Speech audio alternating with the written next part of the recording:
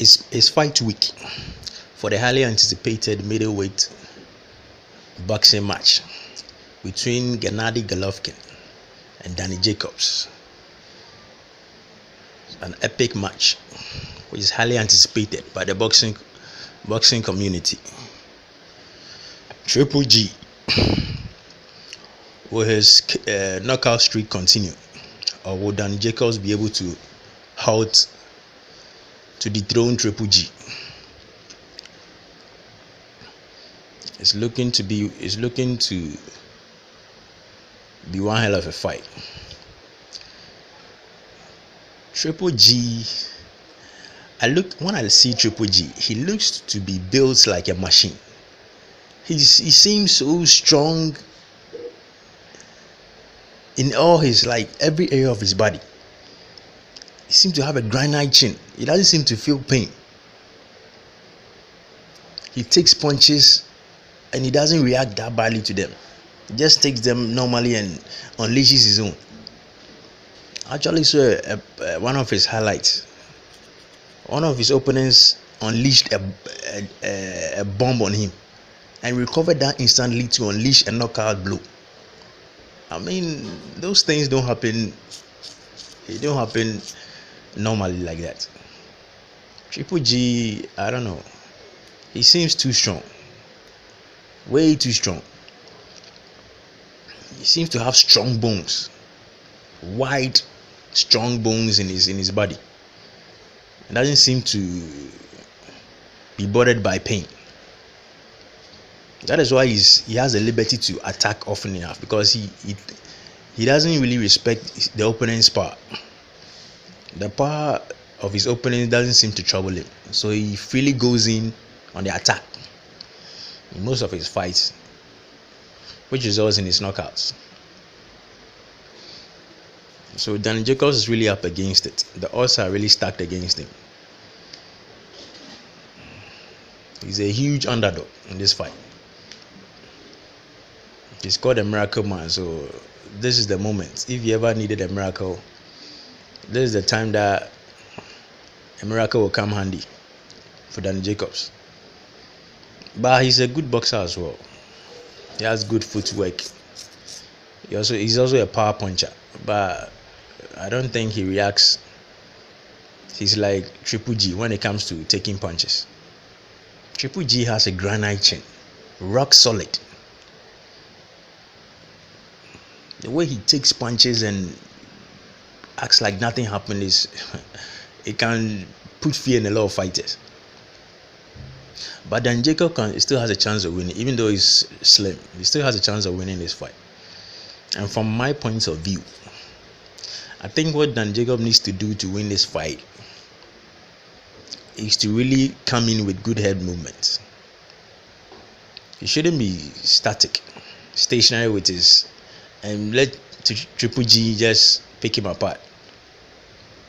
He should be able to have good head movements and clinch. He should be able to clinch when Triple G goes on an attack. That is another method he needs to use. You can't fight Triple G without clinching, because he's going to be on you relentlessly. When he's on you, you're not actually looking at him, looking at where the punches are coming from. That's how he gets his way with his opponents. He attacks them and their backs is against the ropes, and they can't seem to realize where his punches are coming from, because their heads, normally most of the time, their heads are down. They're not really looking at him. So he punches them in various angles they're not expecting it, and gets them out of there. Then Jacobs needs to clinch. He needs to do a whole lot of clinching in this fight in order to survive. You clinch, you box. When it's time to box, you box. You unleash your own. When Triple G goes on a rampage against you, trying to get you out of there, clinch. Clinch as hard as you can. Clinch hard. He has to clinch like his life depends on it. That's his best bet. If he doesn't clinch and he just backtracks and go on the ropes, it's not going to be a long night. That wouldn't be a good sign at all. And Jacobs is a decent fighter. But the problem most people seem to have with him is they don't think he can take Triple G's punches. Triple G really punches hard, really hard. He punches the opponents, and you can tell that the opponents are really feeling the punches. That's an adverse effect on them. And Jacob needs to box. He has the qualities of a boxer puncher. You stay on the outside, box, do his thing. And when you realize Triple G wants to go on the rampage, clinch. Do your work, clinch. Clinching is part of boxing. And reward clinches. And it has worked miracles for him up to now. He's still unbeaten.